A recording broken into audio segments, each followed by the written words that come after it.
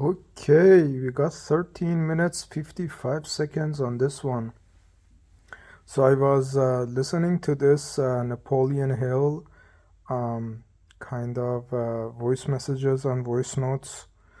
Um, yeah, and it fascinates me every single time that I listen to the guy because I've heard a lot of motivational gurus and stuff like that, but his version actually kind of shows rather than tells.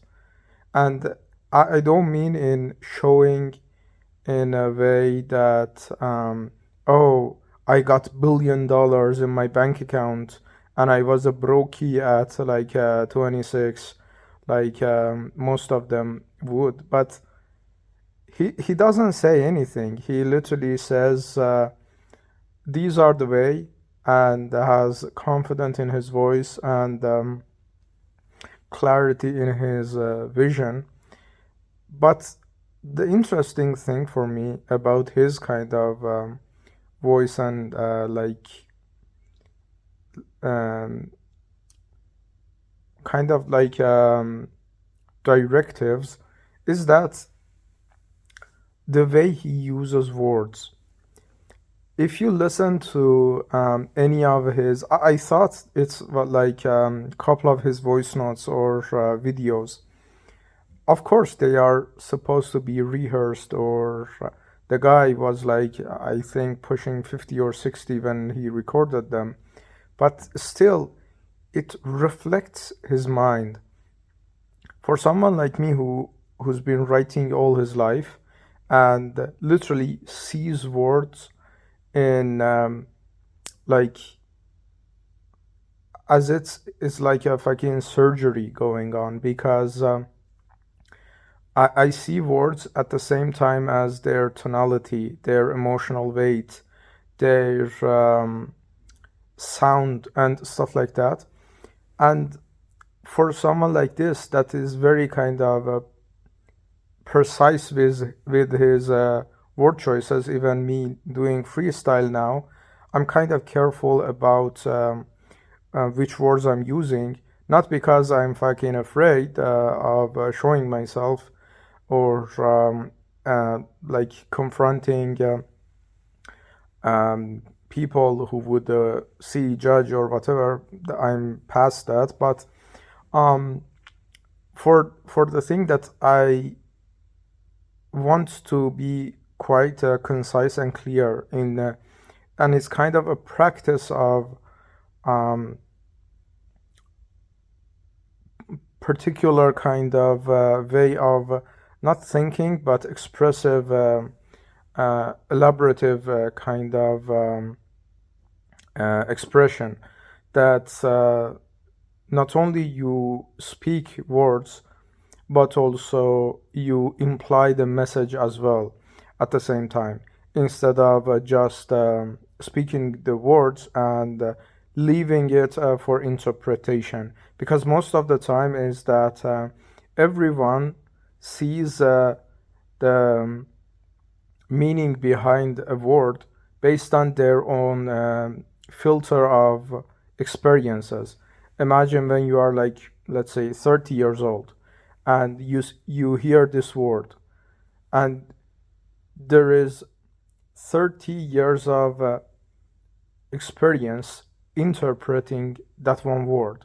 So if you are using like broad terms like this is good, this is great, and not being like specific with the terminology, even taking into account the um, age group, the authenticity of yourself, and stuff like that.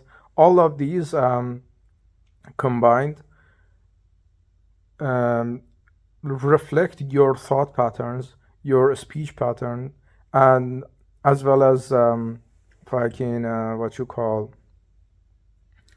um, your expression and your confidence level. I and this is very fascinating because even 1 or 2 days ago, I met these, uh, let's say, Dutch grannies who were pushing like 70, and I talked to them a little bit in Dutch. And what I noticed, because I talked to a lot of people in different ages, but what I noticed was their word choices.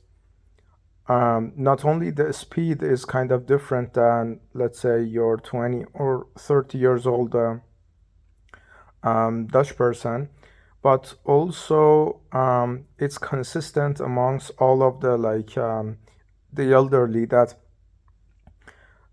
satisfyingly enough their kind of speech patterns are quite concise. They don't go on and on and on and on in sentence structure.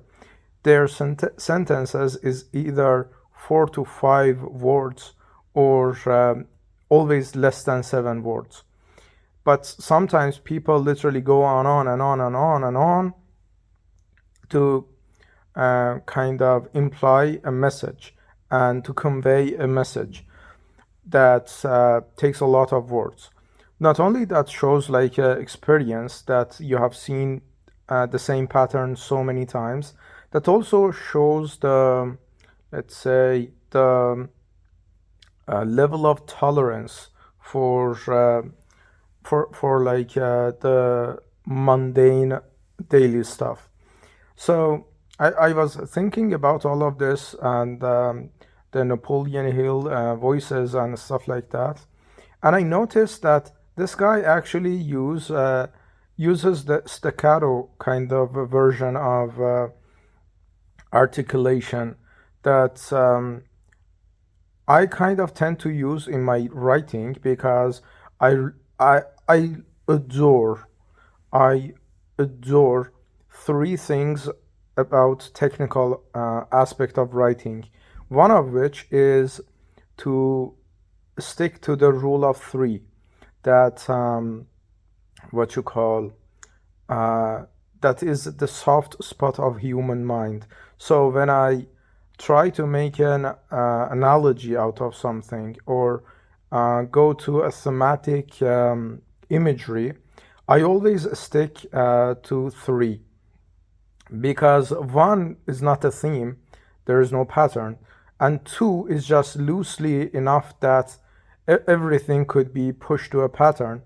But three is just enough because that's how the human mind works. And the other thing I do is in alliteration. I either use alliteration in, and hopefully this is becoming more and more second nature, even in my speech patterns these days, because I'm writing relentlessly. Even writing relentlessly is following the same pattern, literally articulated now. So the more you focus on this, it becomes more kind of second nature. And what I noticed is that even in my recent writings, the whole thing is turning to be kind of a puzzle piece rather than kind of, let's say, confronting creativity and forcing let's say, like rhyme patterns and stuff like that. And I don't even write for rhyme, but that's the funny thing I just noticed. So the second thing would be that the illustration elevates the whole message because if it's just for show, everyone can do lyrical miracles. But when you elevate the show and elevate the message with some fireworks, it puts kind of emphasis to the whole fiesta feeling of the whole situation. You know, even now that I'm talking, like fireworks and fiesta, like a festival, feels kind of incomplete for me because it's the whole celebratory imagery and the kind of metaphor thematic going on, but it's like two: firework and fiesta. So and usually if I'm writing, I would tie it in with something else, like let's say celebration. Even I use it subconsciously in a celebratory kind of manner of tying all of these, because this is like a kind of neural pathing that it kind of becomes like second nature. But what I noticed is like and this video I'm gonna call rhyme of the reason, and because it's that it resonates more with me when I listen to someone like this. I don't know, I didn't know, and I still don't know who the fuck is Napoleon Hill. I've heard of his name before, but never have I heard of his like ideas and ideologies and stuff like that. He literally says nothing new. He says basically, what you think, you become. What you become gets what you want, and what you want, when you get it, you think better of yourself and you become more of what you think. That's the whole game. Everyone says this, and this is literally the neural networking of your brain.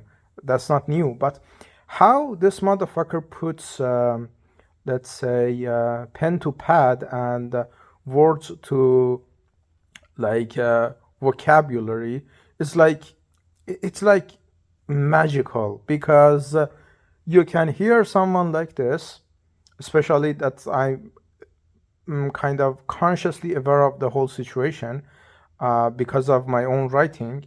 When you literally listen to this guy, you're captivated. Your subconscious is drawn to him because there is not only rhyme, but also the rhyme elevates the points that he is saying. He literally says things that you definitely know doesn't flow naturally. Like let's say the first let's say word thing I heard from him was fatigue is the furnace. That's not usual way of talking, but because it elevates the message, it resonates with you and it stands out in your ear and in your actual like mind. But yeah, that's the video, and this is rhyme of the reason or something. But yeah, that's the video, and bye.